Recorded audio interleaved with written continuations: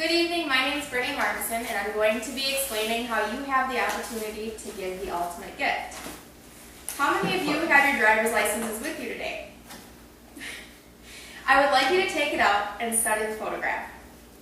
Imagine a situation where you, the person in the photograph, were to get into a violent accident and lose both of your eyes. Would you ever be able to see the things that you love again? Wouldn't you want to see your family grow and change as though nothing had ever happened? What about seeing the grass in the spring and the leaves change in the fall? For those of you that are saying, yes, these things are important to me, locate your orange dot. If you do not have one, think about the reasons that you haven't signed up yet. Are they worth losing sight of your future? Signing up to be an eye, organ, and tissue donor does not guarantee that you will automatically receive an organ in this type of a situation. However, it does ensure that if you were to pass as an organ donor, someone that may be in a similar situation could receive the ultimate life-saving gift. You have the ability to help people continue to see, enjoy, and play with their family for years to come. According to the U.S. Department of Health and Human Services, the shortage of organs in the United States leads to the unnecessary death of at least 18 people a day because they lack a matching donor. The need for your orange dot is right in your own backyard. The Wisconsin Department of Health Services explains that there are 2,000 fellow Scotties that are waiting for you to sign up. Unfortunately, there are many misconceptions that prevent many U.S. citizens from registering. Religious acceptance, health concerns, and financial misconceptions are all barriers for those teetering on the edge of the decision to become an organ donor. To begin, religion tends to be a major factor that prevents many from registering to become organ donors. Many individuals argue that their religious beliefs prevent them from becoming organ donors. According to Donate Life Wisconsin 2010, most major religions in the United States support donation as a gift of life to fellow human beings. The vast majority of religious groups support donation as the highest gesture of humanitarianism. If religion is a concern for you, and you're unsure what your religion supports, perform some simple research and contact your religious leader. Gilman explains that most religious groups stipulate that potential donors be given the freedom to make an individual decision. He wrote about this in his journal titled Religious Perspectives on Organ Donation in 1999.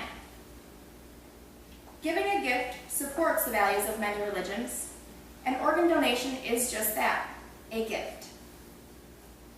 Your registration for organ donation gives families the gift of one more day with their loved one and potentially a plethora of memories for years to come. Not only do religious misconceptions prevent people from registering to become donors, but also the belief that they aren't healthy enough or that their organs aren't good enough.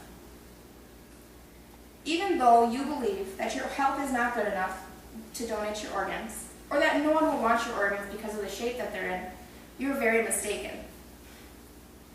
United Network for Organ Sharing describes that this is a common myth, and with all the advances in transplantation throughout the years, those with a known medical illness can still become donors.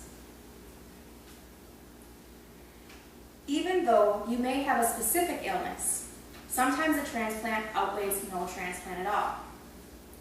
For instance, certain cases where HIV and hepatitis confirmed cases, they can become donors for those who are recipients that have confirmed HIV and hepatitis. In a study performed by Rosengart et al. In 2002, there is no adverse impact 3 to 5 years after transplant on a recipient who has hepatitis C from a donor that also has hepatitis C. It also may come as a surprise to you that even an individual that has terminal cancer or has had a form of cancer throughout their life can also be an organ donor and save many lives. According to Donate Life Wisconsin, individuals with some forms of cancer can be used as cadaver donors, and at the time of donation, medical professionals will assess the eyes, tissue, and organs to determine if they are suitable for donation and transplant. Each case is treated separately, so no one is the same as well. Some may argue that not only does their health have an impact on their ability to donate, but also the fear that their family will be stuck footing the bill for their wishes of donation. Many people believe that donating their organs is an expensive procedure, and that their family is going to have to face the fact after they're done and pay their bill.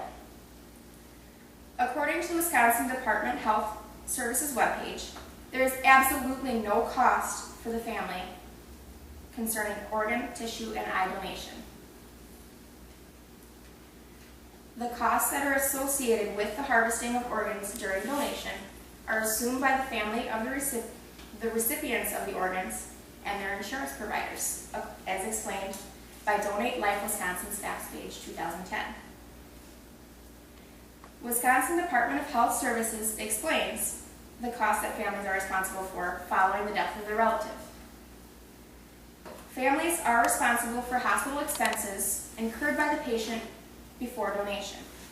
So those things such as procedures, labs, or care that was provided are all things that could be in this category. Funeral expenses remain the responsibility of the donor's family as well. I would like you to take a minute again to study your driver's license. What are your reasons for not sporting that orange dot in the lower right-hand corner? Think about yourself and the potential to be taken away from your family prematurely. Think about the potential to not have the ability to enjoy your family due to no matching donors. And this is all because someone believes a myth or misconception.